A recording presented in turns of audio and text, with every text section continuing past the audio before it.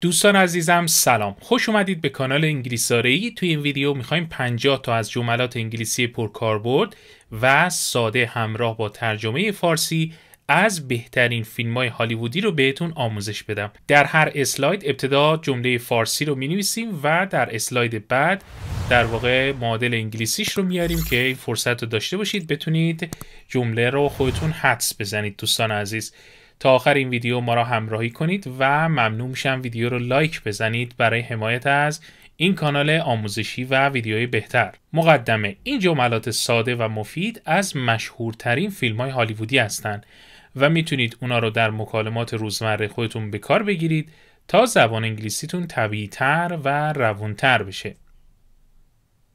اولین جمله: میخوای بگی من بر میگردم. خب ضمیر فاعلی اول شخص I به معنای من. بر میگردم معادلش در واقع به انگلیسی میشه چی دوستان؟ میشه I'll be back، یعنی من بر خواهم گشت یا بر میگردم. اصطلاحاً I'll مخفف I will هست. I'll be back. I'll be back یعنی بر میگردم یا بر خواهم گشت. I'll be back. جمله بعدی: داری با من حرف میزنی؟ آیا داری با من حرف میزنی؟ میشه چی؟ میشه you talking to me. You talking to me یا are you talking to me. آیا داری با من حرف میزنی؟ You talking to me. ساختار جمله دوستان عزیز حالت مثبت داره ولی چیزی که هست لحن جمله حالت سوالی داره ولی حالت ساختار حالت خبری هستش. You talking to me یعنی داری با من حرف میزنی. در واقع حالت سوالی اگر بخوایم بگیم همین جمله رو باید بگیم Are you talking to me؟ یعنی آیا داری با من حرف میزنی؟ میخوای بگی برات آرزوی موفقیت دارم. خب دوستان عزیز موفقیت که میشه success، آرزو هم که میشه wish. برات آرزو میکنم میشه I wish. اما حالت اصطلاحی جمله دیگه ای رو در فیلم های هالیوودی ممکنه که ببینید این جمله که میگه May the force be with you از فیلم جنگ ستارگان فکر کنم گرفته شده و وقتی این جمله اصطلاحی رو استفاده میکنیم منظور و محتوای این جمله اینه که برات آرزوی موفقیت دارم. وقتی می در ابتدای یک جمله استفاده میشه حالت دعا داره، حالت دعایی داره و برای اون شخص آرزوی موفقیت میکنی. May the force be with you یعنی نیرو همراهت باشه، خدا قوتت بده. همچین حالتی معنی میشه دوستان، یعنی به عبارتی برات آرزوی موفقیت و خوشبختی دارم. May the force be with you. میخوای بگی وقت نمایشه. خب دوستان وقتشه میشه it is time. نمایش هم که میشه show. وقت نمایش show time هم میگن. پس بنابراین معادلش میشه it's show time. پس show یعنی نمایش، time هم یعنی زمان یا وقت. it's show time یعنی وقت نمایشه. it's show time. میخوای بگی تو میتونی این کار رو انجام بدی. تو میشه چی؟ you. میتونی توانستن، برای بیان توانستن از can میتونیم استفاده کنیم. میتونی این کار رو انجام بدی. this job یعنی این کار رو. معادلش پس میشه you can do it. You can do it یعنی تو میتونی از پسش بر بیای، تو قادر هستی این کار رو انجام بدی. میخوای به طرف قوت قلب بدی، به طرف بگی که اعتماد به نفس بدی، بگی تو میتونی پسش بر بیای، بهش میگی you can do it یعنی تو میتونی این کار رو انجام بدی. you can do it. خب میخوای بگی بازم شروع شد، یعنی یه حالتی انتظار یک کار منفی رو وقتی داشته باشی، یعنی یه کار منفی وقتی دوباره ایجاد بشه و تو از انجامش ناخوشایند باشی، این جمله رو باید بگی که معادلش میشه here we go again یعنی بازم شروع شد. here we go again. پس محتوای جمله منفی هست، چیزی که انتظارشو نداری ولی خب دوباره برات اتفاق میفته، یه کاری که منفیه. پس here we go again یعنی باز شروع شد. here we go again. here we go again. بچه ها again تلفظ صحیح این کلمه هست. again یعنی دوباره.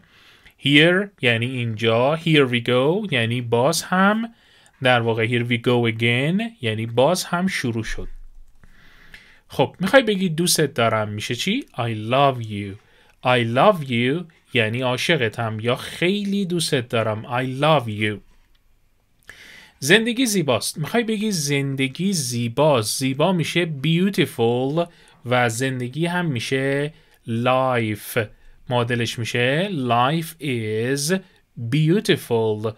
beautiful در واقع 3 تا سیلاب داره و استرس روی در واقع سیلاب اول هست. beautiful. beautiful. life is beautiful یعنی زندگی زیباست. بچه صفات یکی از مشخصه ها و در واقع ویژگی هایی که دارن اینی که پسوند full رو میگیرن. full یعنی کامل و پر از چیزی. beauty یعنی زیبایی و beautiful یعنی پر از زیبایی، به عبارتی زیبا معنی میده و بهش میگن پسوند صفت ساز. پس life is beautiful یعنی زندگی زیباست. و فعل کلمه life میشه live. مثلا شما میگی I live in Tehran. من در تهران زندگی میکنم. اسم کلمه live میشه life یعنی زندگی. خب توی یکی از فیلم ها میگه که بدو فارست بدو. فارست البته اسم یه شخصه و بدو میشه چی؟ run. run یعنی بدو. run فارست run. خب اسم شخص رو با حرف بزرگ می نویسن. بنابراین فارست یه اسم خاصه، اسم شخص هستش. run هم به معنای عجله کن یا بدو. به جلو حرکت کن میشه move. move یعنی حرکت کردن. move forward یعنی رو به سمت جلو. backward یعنی رو به سمت عقب. پس میشه چی؟ keep moving forward یعنی به همینطور به سمت جلو حرکت کن. ادامه بده، به جلو حرکت کن. keep moving یعنی ادامه به حرکت دادن. forward یعنی رو به سمت جلو که گفتیم متضاد این کلمه میشه backward. پس forward backward یعنی رو به سمت جلو، backward رو به سمت عقب و move هم یعنی حرکت کردن. خب میخوایم یک سری جملات کوتاه و ساده از فیلم های هالیوودی رو بررسی کنیم. میخوای بگی چرا که نه. چرا که نه چی میشه؟ میشه why not. why به معنای چرا معنی میده. جز information question ها هست، سوالاتی که WH question هم نامیده میشن. چرا که نه میشه why not. چرا که نه why not. میخوای بگی من آماده هستم یا من آماده هم میشه چی؟ I am یعنی من هستم. ready. ready یعنی آماده. پس میشه I'm ready. I'm ready یعنی من آمادم. خب بچه ها میخوایم بگیم که تو بهترین دوست من هستی. یادتونه که بهتون گفتم در ویدیوی قبل که بهترین میشه the best. the best یعنی بهترین. بهترین دوست من میشه the best friend یعنی بهترین دوست. حالا میخوای بگی بهترین دوست من میشه my best friend. خب you تو هستی. you are تو هستی میشه you are my best friend یا مخفف you are میشه your یعنی تو هستی. تو بهترین دوست من هستی. you're my best friend. you're my best friend. میخوای بگی نمیدونم میشه چی؟ I know میشه میدونم. I don't یه don't قبل از فعل میذاریم. I don't know یعنی نمیدونم. I don't know نمیدونم. میخوای بگی به من کمک کن. کمک کردن دوستان میشه help. پس میشه help me یعنی به من کمک کن. help me به من کمک کن. میخوای بگی من خوبم. I'm fine یعنی من خوبم. I'm fine. میخوای بگی بیا بریم میشه چی؟ Let's go. بچه ها let's مخفف let us هست. let us یعنی بیا بریم. اجازه بده بریم یا بیا بریم. Let's go. let به معنای اجازه دادن میشه. Let's go. بیا بریم. خب میخوای بگی قوی بمان. بچه ها قوی میشه strong. strong یعنی قوی. stay یعنی بمان. مثلا میگیم که I stay in a 5 stars hotel. in a 5-star hotel. من اقامت میکنم یا میمونم در یک هتل 5 ستاره. stay یعنی ماندن یا I stay home. من خونه میمونم. حالا میخوای بگی قوی بمان. stay strong. stay strong یعنی قوی بمان. stay strong. میخوای بگی این شگفت‌انگیزه. بچه شگفت‌انگیز میشه amazing یا wonderful. amazing. این میشه چی؟ میشه this. در درس قبل ویدیو قبل بهتون گفتم صفت اشاره این میشه this یعنی این. this is یا از it's هم میتونیم استفاده کنیم، فرقی نمیکنه. خب this is amazing یعنی شگفت‌انگیزه. this is amazing. amazing یعنی شگفت‌انگیز. میخوای بگی توقف نکن. توقف نکن. توقف کردن میشه stop. stop یعنی توقف کن. don't stop. توقف نکن. don't stop. don't stop. توقف نکن. don't stop. خب بچه ها میخوایم یک سری جملات دوستانه و انگیزشی از فیلم های هالیوودی رو با هم یاد بگیریم در این بخش. میخوای بگی به خودت ایمان داشته باش. بچه ها ایمان داشتن میشه believe in yourself. yourself میشه خودت. ایمان داشتن میشه believe. خب ببینیم معادلش چی میشه. believe in yourself. believe in yourself یعنی به خودت باور داشته باش، به خودت ایمان داشته باش. believe in yourself. yourself یعنی خودت. believe یعنی اعتقاد داشتن. همواره believe با حرف اضافه این میاد. believe in something or somebody یعنی به کسی یا چیزی ایمان داشتن، اعتقاد داشتن. believe in yourself خودتو باور داشته باش یا به خودت ایمان داشته باش. خیلی به تو افتخار میکنم. میخوایم این جمله رو با هم بگیم دوستان عزیز. خب معادلش میشه I'm so proud of you. proud of یعنی افتخار به چیزی. proud of something or someone یعنی به چیزی یا کسی افتخار کردن. so یعنی very very یعنی خیلی خیلی. I'm so proud of you یعنی خیلی بهت افتخار میکنم. I'm so proud of you. I'm so proud of you خیلی بهت افتخار میکنم. خب میخوای بگی خودت باش. خودت میشه چی؟ yourself. yourself یعنی خودت. خودت باش میشه be yourself. be yourself یعنی خودت باش. be yourself یعنی نیازی نیست که ادای کسی رو در بیاری. خود حقیقیت باش. be yourself. تو از پسش بر میای. میخوای بگی که تو از پسش بر میای. تو میتونی موفق بشی. میشه چی؟ You've got this. You've got this که توی اسلنگ یا زبان محاوره یا غیر رسمی استفاده میشه. You've مخفف you have. You've got this یعنی تو این رو داری. اصطلاحاً یعنی تو از پسش بر میای. تو میتونی این کار رو انجام بدی. تو تواناییشو داری. You've got this که به وفور در واقع فراوانی این جمله زیاد هست تو جملات تو فیلم‌های انگیزشی. You've got this یعنی تو از پسش بر میای. You've got this. میخوای بگی ما یک تیم هستیم. تیم میشه خود کلمه تیم. پس معادلش میشه we're a team. فقط دقت کنید تلفظ کلمه we're اینجا we're نگید. we're هست. we are مخففش میشه we're یعنی ما هستیم. we're a team. ما یک تیم هستیم. we're a team. میخوای بگی همه چیز درست خواهد شد.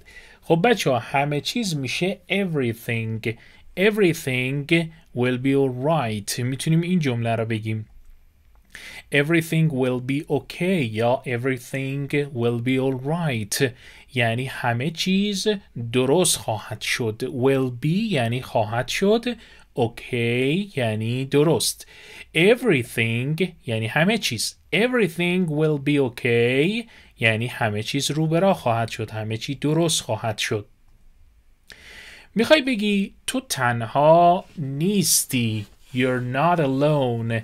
Alone یعنی تنها.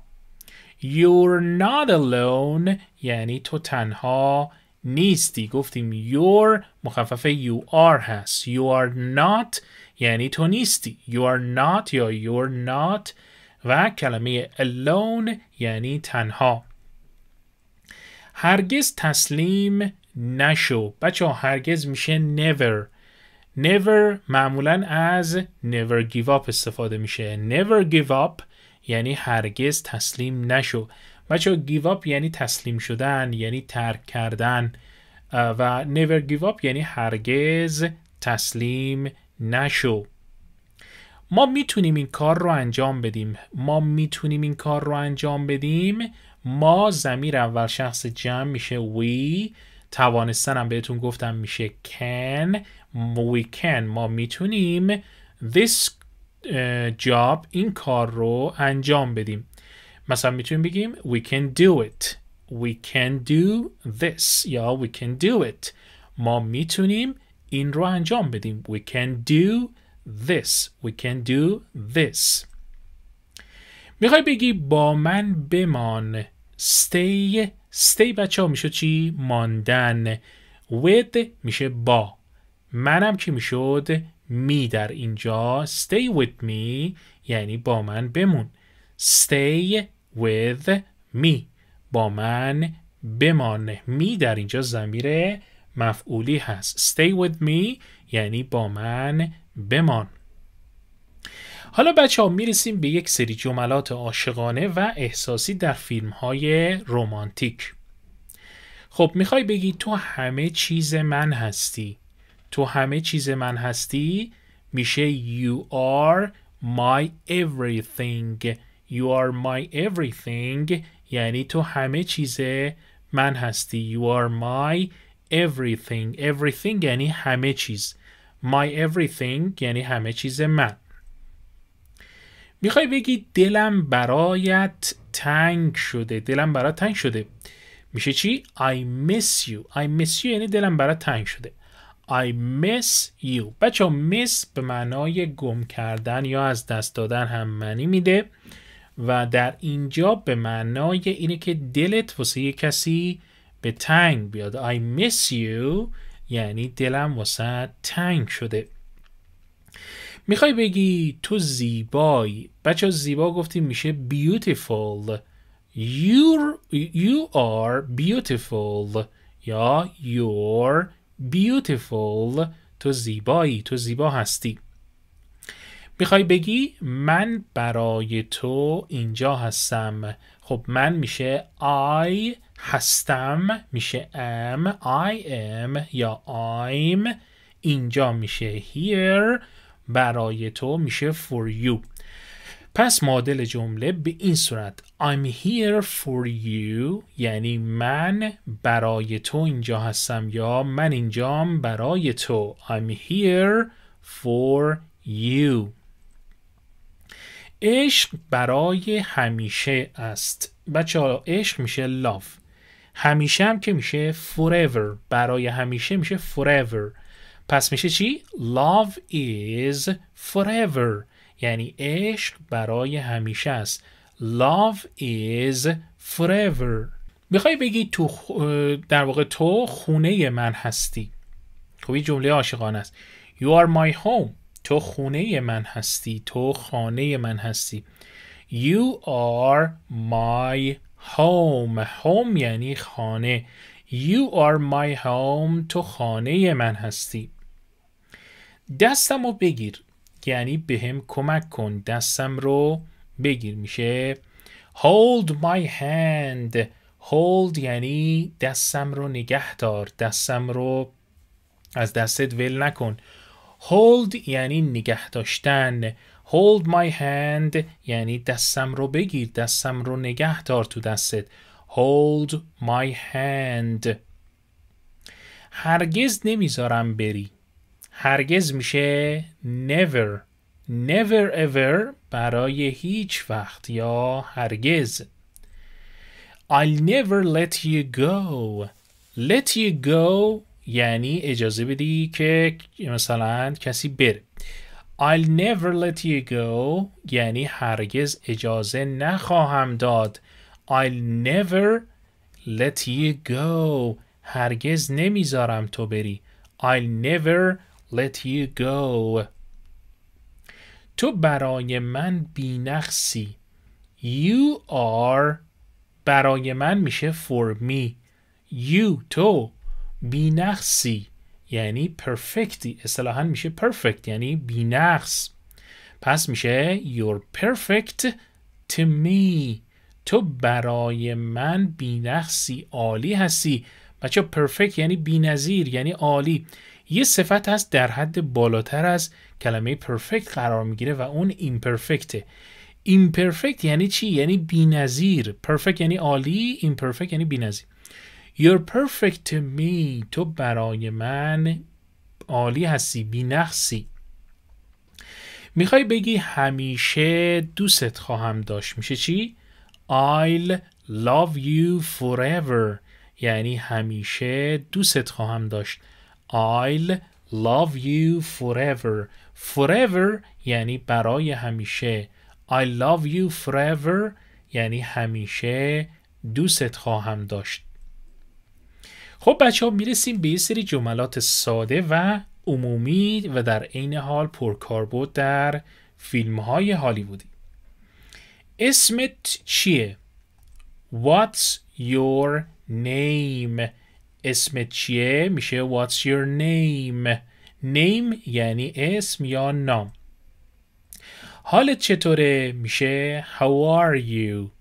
How are you؟ حالت چطوره؟ صدامو میشنوی؟ صدامو میشنوی میشه Can you hear me؟ Can you hear me؟ یعنی صدامو میشنوی. Can you hear me؟ Can you hear me؟ نترس. نترس میشه Don't be afraid. Don't be afraid یعنی نترس. Don't be scared یا Don't be afraid یعنی نترس. با من بیا. بچه ها با من میشه with me. With me یعنی با من. Come یعنی بیا. میشه come with me. با من بیا. Come with me. رهایش کن. میشه چی؟ Let it go. Let it go یعنی رهایش کن. Let it go یعنی رهایش کن، ولش کن بره. Let it go. انتخاب با توست یعنی میشه معادلش It's your choice. بچه ها choice یعنی انتخاب، فعلش میشه choose یعنی انتخاب کردن. Your choice یعنی انتخاب تو. It's your choice یعنی حق انتخاب با توه یا انتخاب با توست. It's your choice. میخوای بگی چی میخوای؟ What do you want؟ معادلش میشه What do you want؟ want به معنای خواستن میشه. What do you want؟ یعنی چه چیزی رو میخوای؟ چی میخوای؟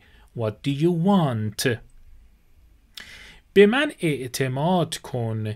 به من میشه to me. اعتماد کردن میشه trust. پس معادلش میشه trust me یعنی به من اعتماد کن. trust یعنی اعتماد کردن. me یعنی مرا یا به من ضمیر مفعولیه. trust me به من اعتماد کن.